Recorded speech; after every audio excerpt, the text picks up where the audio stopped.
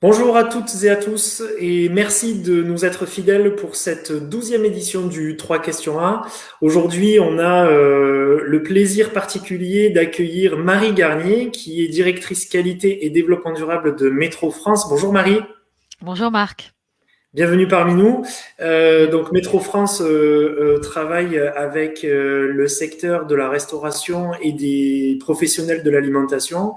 Et donc on a bien évidemment dans ce secteur qui est en difficulté actuellement plein de questions à vous poser. Vous, avec votre quotidien qui accompagne ces professionnels, on a plein de questions à vous poser.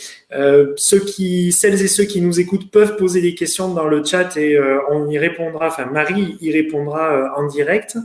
Alors Marie, la première des questions que l'on a envie de vous poser, c'est comment, selon vous, est-ce qu'on peut aider les restaurateurs et les professionnels de l'alimentation dans cette période un petit peu compliquée? Eh bien, écoutez, déjà, vous et moi, ceux qui nous écoutent, eh bien, vous pouvez continuer de commander vos plats préférés chez vos restaurateurs de votre quartier, en bas de chez vous.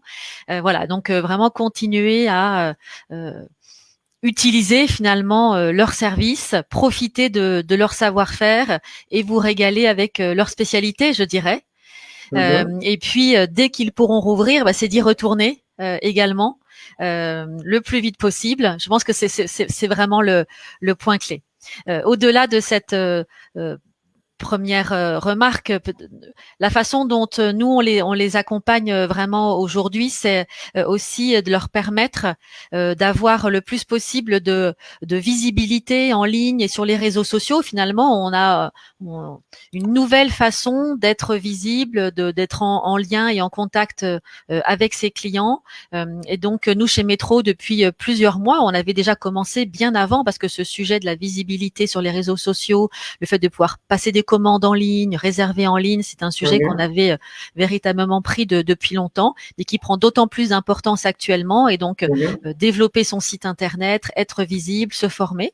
Et puis également Mhm. une opération, jolie opération que l'on soutient aujourd'hui qui s'appelle Place au Resto et qui, avec les représentants de la profession et dans les différentes villes de France, a Mhm. pour but de trouver un moyen de donner accès aux restaurateurs à des espaces sur les marchés de façon à Mhm. ce qu'ils puissent commercialiser leurs produits, donc vraiment continuer leur activité, régaler leurs clients, continuer de se faire connaître. Et puis, et puis demain, au moment de la reprise, eh bien évidemment, comme on l'avait fait à la sortie du premier confinement, Mhm. repartager les règles sanitaires pour qu'elles soient bien mises en place, que chacun se sente à l'aise, développer des Mhm. outils, par exemple, comme le cahier de rappel digital. En fait, faciliter leur vie pour qu'ils puissent se concentrer sur eh bien leur Pour expertise, leur l'essentiel. savoir-faire, cuisiner, régaler leurs clients. Voilà, donc vraiment, c'est les accompagner et faciliter leur vie dans des conditions qui sont, on le sait tous, très difficiles. Qui sont difficiles effectivement. Donc on retient continuer à les faire vivre aujourd'hui indirectement, que ce soit par l'achat, le retrait, la possibilité de commande à distance, etc. Le digital, bien sûr, qui est un outil particulièrement important au moment où les contacts humains sont limités. Et puis donc des opérations proches de chez nous, comme place au restaurant, place au Exactement. resto, qui permettent aux restaurateurs de pouvoir commercialiser leur préparation directement auprès de nous, au final, auprès de Mm. nous tous, quand on a la chance de pouvoir aller dans des marchés. Alors, par rapport à tout ça, on a aussi le souhait de vous demander, vous, justement, au regard de ces transformations, j'ai envie de dire, plutôt d'ordre organisationnel, on a aussi envie de vous demander qu'est-ce que vous observez comme évolution, quelles évolutions de l'alimentation, donc là on est plutôt non pas sur l'organisation mais plus sur le fond, quelles évolutions de l'alimentation vous constatez aujourd'hui?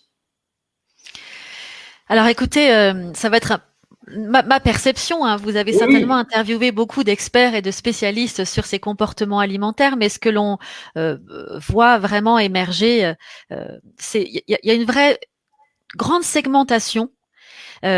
hyper individualisation finalement des besoins Mhm. alimentaires. Ça, c'est Mhm. quelque chose que tout le monde remarque, qui est extrêmement présent aujourd'hui. Donc, ce sont des grands régimes alimentaires très variés, des personnes qui vont être végétariennes, d'autres véganes, personnes Mhm. qui vont manger sans gluten, sans Mhm. lactose. Voilà, finalement, aujourd'hui, c'est quelque chose qui est très présent. Oui. Et pour revenir aux restaurateurs, hein, parce que c'est quand même l'univers dans Oui. lequel nous évoluons, c'est un sujet Oui. aussi parce que c'est important pour eux de pouvoir continuer à créer la convivialité dans un restaurant autour d'une grande tablée et de répondre finalement aux besoins de chacun. Donc ce Mhm. sujet de l'hyper segmentation entre guillemets, et puis on voit que des restaurants s'emparent de ces sujets. Vous avez entendu certainement parler du guide Michelin qui très récemment a mis une étoile à un restaurant vegan. Donc on voit Oui. aussi que ces régimes alimentaires qui pouvaient parfois paraître ou risquer d'être moins savoureux, etc. Il n'en est rien grâce au savoir-faire des chefs qui peuvent s'en emparer et mettre finalement au service de ces besoins, régime alimentaire, tout leur Oui. savoir-faire pour garder des plats savoureux. D'accord.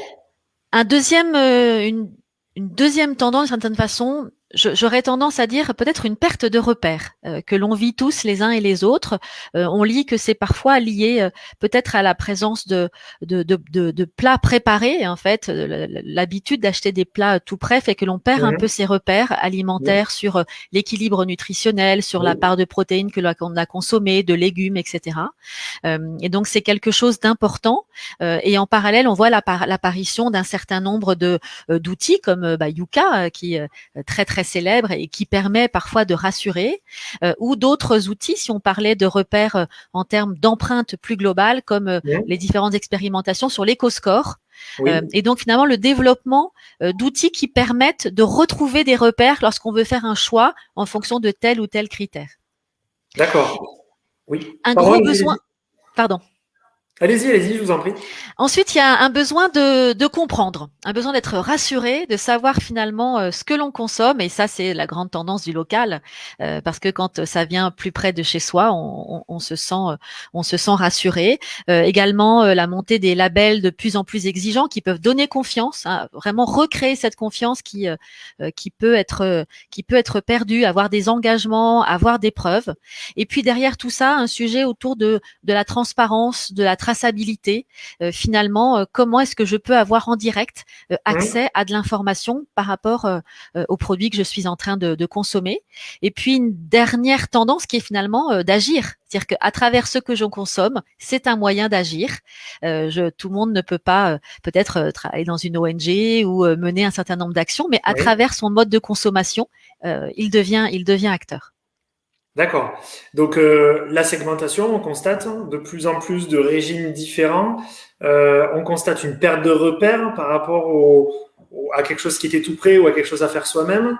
Un besoin de comprendre, un besoin de transparence et un besoin d'agir, un besoin de se Mm. sentir citoyen, acteur de son alimentation au final. Exactement. D'accord. Et alors, ben, vous en avez un peu parlé dans ce que vous venez de dire, mais du coup, on va rebondir dessus. Toujours selon vous, comment les démarches responsables, alors comme on pourrait citer demain la Terre, mais il y en a d'autres évidemment, comment ces démarches peuvent-elles contribuer à une alimentation plus durable proposée par les restaurateurs et les professionnels du secteur? Et, justement parce qu'elles répondent pour beaucoup en écho aux points que j'ai pu évoquer jusqu'à présent, un point très important qui est la proximité. Oui. C'est-à-dire de rapprocher finalement des professionnels, vous Mmh. qui produisez euh, ces, ces ingrédients, ces matières premières, et les restaurateurs qui vont les transformer. Oui. Et donc vous avez complètement finalement vous êtes des professionnels qui, entre vous, pouvez vous entendre Mmh. parce que vous pouvez expliquer tout le savoir-faire que vous avez mis pour produire ces fruits, ces légumes, comment vous faites la différence, comment vous agissez pour en réduire l'impact, mais aussi en Mmh. améliorer le goût, la saveur. Et je pense Mmh. que ça, c'est extrêmement important, cette proximité et le fait de pouvoir avoir une transparence sur la façon dont vous agissez. on en parlait, les labels, hein, une démarche comme la vôtre, mais comme d'autres démarches font appel à des vérifications par des personnes extérieures et indépendantes. Et là, on retrouve cette notion autour de la confiance, Oui, qui est extrêmement importante. Et oui, puis, pour beaucoup d'entre vous, vous avez aussi des sites internet, des témoignages en fait de vos adhérents, des producteurs. Et donc, on retrouve ce côté également aussi proximité, transparence, oui, pouvoir à partir d'un produit savoir dans quelle région il a été produit, par quelle personne, se sentir aussi en proximité. Et puis surtout les enjeux un peu 360 liés au rôle citoyen, savoir comment vous contribuez vous dès l'amont, eh bien oui, à réduire votre empreinte en faisant attention à la gestion des sols, à l'empreinte sur l'eau, à l'utilisation d'énergie fossile, à l'utilisation d'intrants. Et ça, c'est extrêmement important également d'être en éco, puisque derrière, le professionnel, lui, qui va s'attacher de la même façon dans sa cuisine à poursuivre finalement cet engagement en limitant les déchets, en limitant sa consommation énergétique, oui, en travaillant les produits de saison, etc. mhm, Tout ça va entrer en résonance et au bout, finalement, le client du restaurant qui, lui, a ses attentes et ses besoins, et ben, va trouver une chaîne cohérente et oui, finalement, on crée une sorte de communauté. oui.